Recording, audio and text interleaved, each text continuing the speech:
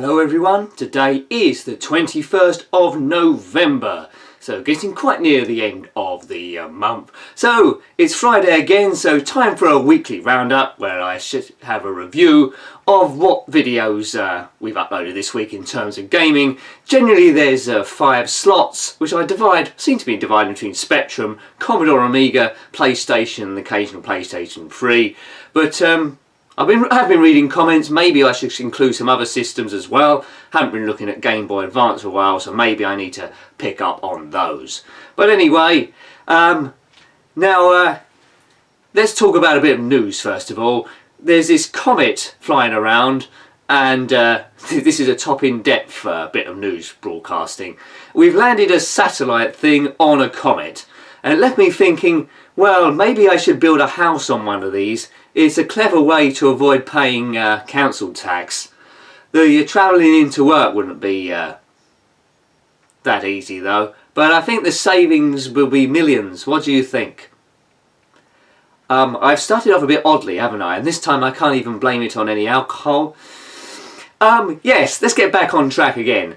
Next Wednesday we should start series 2 of the Random Wednesday question. Whether that's good news or bad news, that's for you to judge rather than myself. It's middling news, isn't it? Anyway, got some top questions lined up. The intro's slightly different. Well, not that much different. It's a different colour, but I won't spoil it. I'll wait till you watch it until you feel it's spoiled. But anyway, getting back to the point, what 5 videos have I uploaded this week? Well, we start as usual with the ZX Spectrum. I bought you a game by Ultimate called Pentagram from 1986.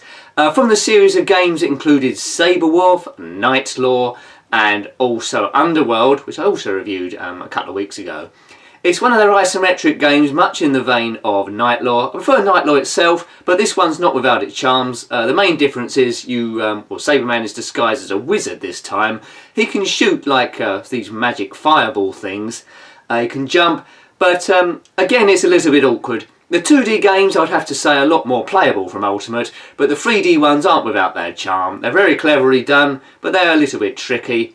I don't think I completed a big percentage of it, but have a look at that. It's good for a historic point of view anyway.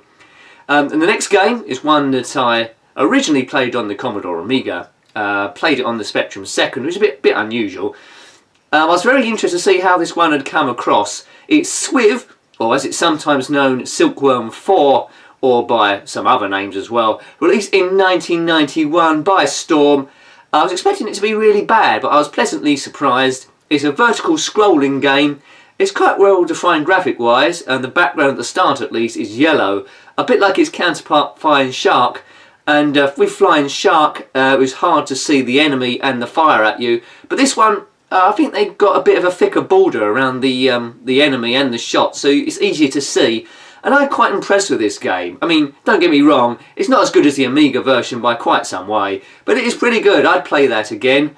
Couldn't seem to be able to get any upgrade in weapons or anything, so that's something to look for. But well worth checking out their Silkworm 4, or SWIV as it's called, or those rafter of other names. Now, this is a really good game next. It's one of those classic ones where it doesn't seem initially there's too much to it, but it just draws you in. It's called Scorched Tanks, come out on the Commodore Amiga in 1994. What can I say about this game? I mean, the hours I've wasted on this one playing it with friends, it's great fun. Essentially, you can take control of a tank, and you have to blow up your opponent, which could be a friend or the computer, and up to 4 tanks can take part. It's probably easier to watch than for me to explain. You can see a bit of the footage going on next to me. But you take it in turns. You have a tank there on some random terrain. You select the elevation of your firing, firing cannon, and the strength, and that's about it. But the only difference is you've got a shield and you can select up to 70 weapons. Now, depending on where you come in each round, you can play a number of rounds here and get points in a league table, but depending on where you finish, you get different money, and that enables you to buy all sorts of things. So they range from like single shot, big shot, mega nuke, imagine dropping that on your best friend, and it's heaps of fun. So have a look at that one please. Scorched Tanks by Dark Unicorn Publications, or Productions I should say. and then we're on to PlayStation territory. I finally managed to do it. The series continues. Tomb Raider Blundering, Stage 12, Sanctuary of the Scion. Now, we're not messing about now. This is Stage 12 of 15. Take a moment there. I've never completed this game, so we're getting quite excited now. I'm getting quite near the end.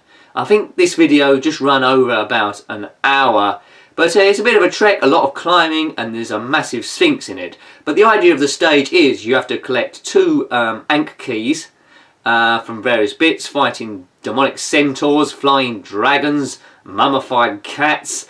Yeah, it's really heating up now. I didn't find it as difficult as the last 2 stages, but it still was pretty tricky. And the next stage is stage 13, Natla's Mines, I think is her name. So, whoa, it's getting exciting. If you want to get into the series, start watching it now. There's a separate playlist for it as well, called Tomb Raider Blundering, oddly enough. There's also features in the PlayStation 1 playlist. And the last one was, well, we go back to basics. Pinball Arcade, released in 2012 by Farsight. This is called Gorgar, based on a table by Williams back in 1979. A very accurately recreated table. This was the first table historically, back in the 70s, that had human speech on it. Gorgar only says about 7 words, so he isn't much of a conversationalist. Yeah, a classic table, this one. I enjoyed playing it. I actually got a trophy on that, so you actually see that I'm okay at some games. Got a pretty good score. Gorgar's a red demon character in the middle, tended by 2 human lackeys. There's a snake pit, dropout, spinner, and some fantastic retro sound. So that was fantastico.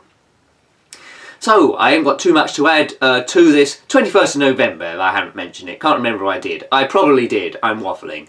So thanks for watching the channel this week again. It is really appreciated. Sometimes it's heavy going, sometimes a bit tired, but then I get a bit of energy there. So thank you for watching once again, and until next time, goodbye. Goodbye.